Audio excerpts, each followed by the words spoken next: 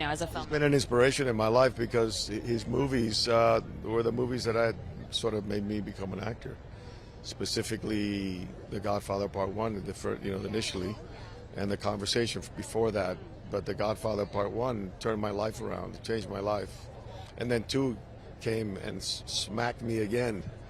So, the fact that I was able to participate in the third one, that was, it's all this sort of magic dream.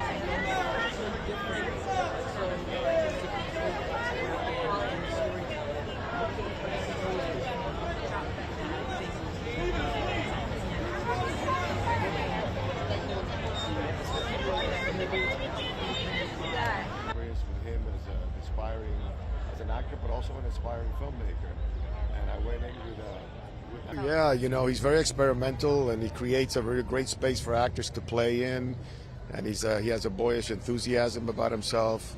He's very professorial, talks about history and things, and even older movies. And this scene is inspired by the Red Shoes, Michael Powell's The Red Shoes. And he'll talk about that for a long time, and then sets the scene.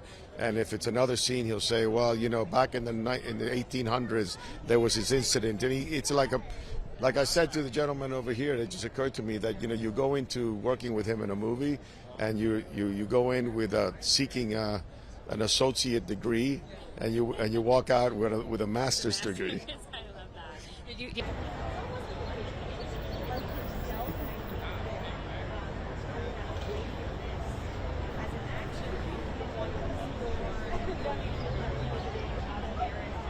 First of all, he led the charge. This sort of this wave of filmmakers who could make popular entertainment, stuff that people could really sink their teeth into, love, line up for, and see over and over again.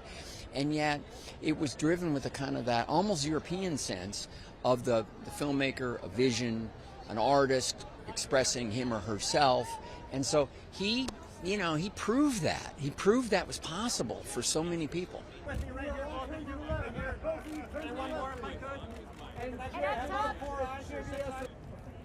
here on your right. And then just straight on. That's beautiful smile. I kind of always knew I had a different upbringing. I remember visiting the set of Dracula, and my grandfather tapped me on the shoulder, and I turned around, and there was Gary Oldman dressed as the Bat, and so it was just like those funny little life experiences.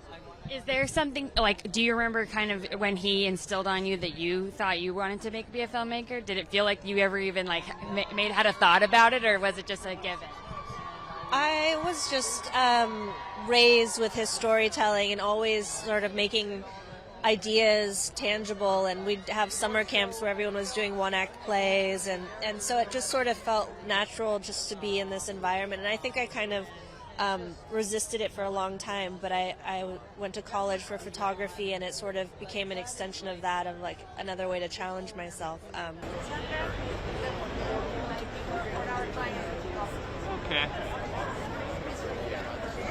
My wife here was pregnant with our second child at the time when we were making the movie, and he gave rings to the kids. Yes, exactly. He would carry these little toy rings in his pocket. And I remember our daughter Mia was there visiting, as long as one of his granddaughter, Gia, and he put the little rings on their fingers just because he would carry these little toy rings in his pocket. So that's the kind of person he was and is. So.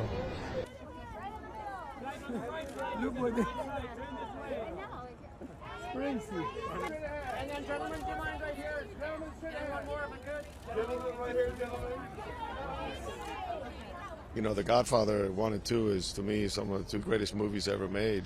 And right behind it is Apocalypse Now. If you look at Apocalypse Now and that fact that he went into the jungle not even with the money to make the movie yet, and made this movie with no CGI or anything, it's extraordinary. It's an extraordinary accomplishment. And it's an extraordinary film. You need to revisit it. Yeah. And then to wrap up, I'm curious for you, we're here celebrating, and there's so many filmmakers and actors that are just from this really pivotal time in film history. Are you feeling optimistic about sort of the future of film, or do you feel like this was the golden age,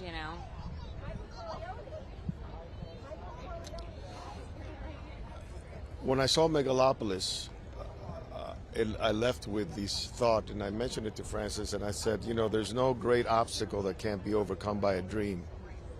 And if at this point in time, if our industry is negotiating obstacles, it will be conquered by dreams, and filmmakers' dreams, and actors' dreams, and actresses' dreams, you know? And that's what's going to pull it through. And Francis, give us a wave. Mr. Coppola.